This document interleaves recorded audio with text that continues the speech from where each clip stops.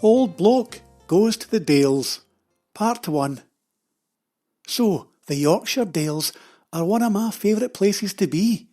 Walking, wildlife and wonderful food are just some of the attractions on offer.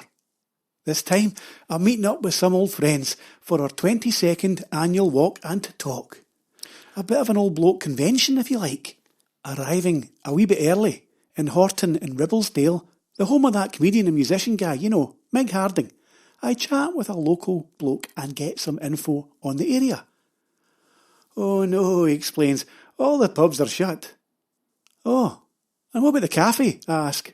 Shut. Aye. What about parking? Ah, well, you could park for free at the school, he says. Oh, why's that? Well, it's shut. All right, basically everything's shut. So I do a quick change in the car and don my running togs. I run a wee 2-miler past their cottage for the next 3 nights and end up in the now abandoned primary school. Sad. To avoid that £15 parking charge, it's here that I deposit the car and then meet up with the other 2 blokes and a blokeess, by the way, in the only pub open a few miles down the road. It's November, I suppose.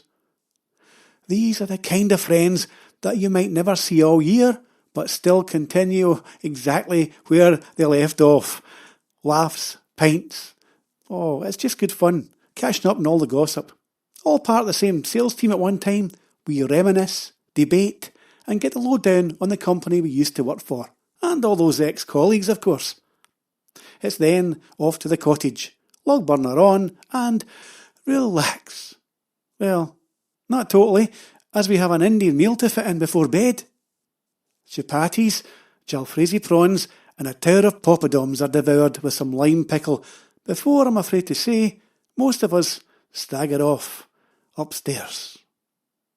The next day, it's wet, and we have an 8-mile hike planned over the Dales to Ribblesdale Viaduct. Are we prepared? Well, yes, pretty much. You got the map? Asked the nearest old bloke. Yep, he replies, but I can't read it. Oh, has anyone got specs? I inquire. But I needn't have worried. Pete the Prepared, one of the old blokes, has the route all mapped out on his phone. Magic. Well, it would have been if we could have got any signal. But it didn't matter.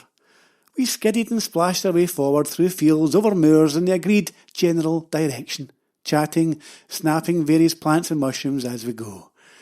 You see, I got this great wee app on my phone where you actually just point it and it's artificial intelligence, which means you can skip the 3-year botany degree and simply point your phone at a plant and it'll tell you what it is. What's it used for? How to grow it? And all the myths and stuff surrounding it, all in about 3 seconds. Amazing, as that judge said again. The mushroom app, however, isn't quite as smart yet. It says things like, we are 33% sure that this isn't the toadstool that will kill you instantly if you touch it. I might wait until that piece of AI gets a bit better before I fry up any omelettes using those babies. There's a kind of beautiful desolation in the scenery here. The odd raven, a lonely fieldfare or 2, and a few robins are the only birds we encounter. We do happen on a very ancient-looking old farmhouse with a very ancient-looking old farmer who looks to be permanently pissed off. I decide to give him a wee bit of witty banter, Hi there, a bit on the wet side, I say in a cheery wee voice.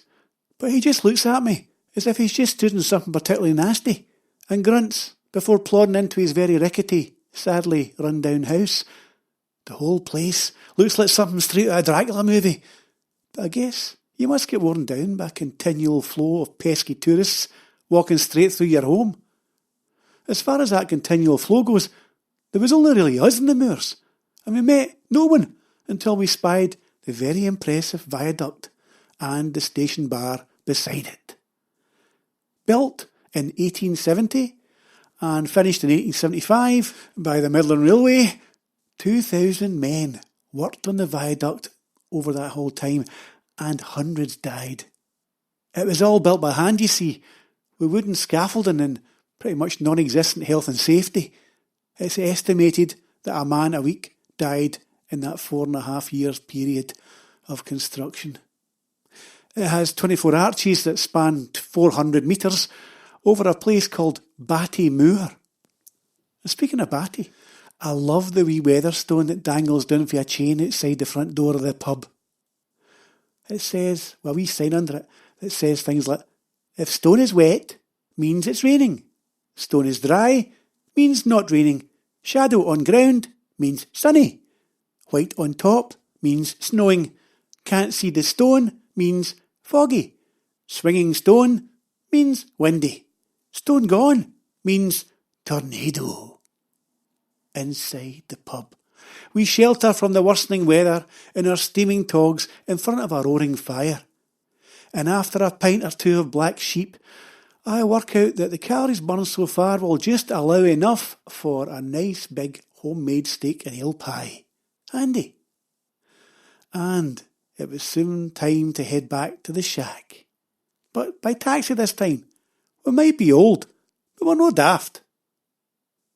End of part 1. Remember, Old Bloke Goes Running is available online, in shops and at libraries. If anybody's listening, thank you very, very much. And until next time, ciao for now.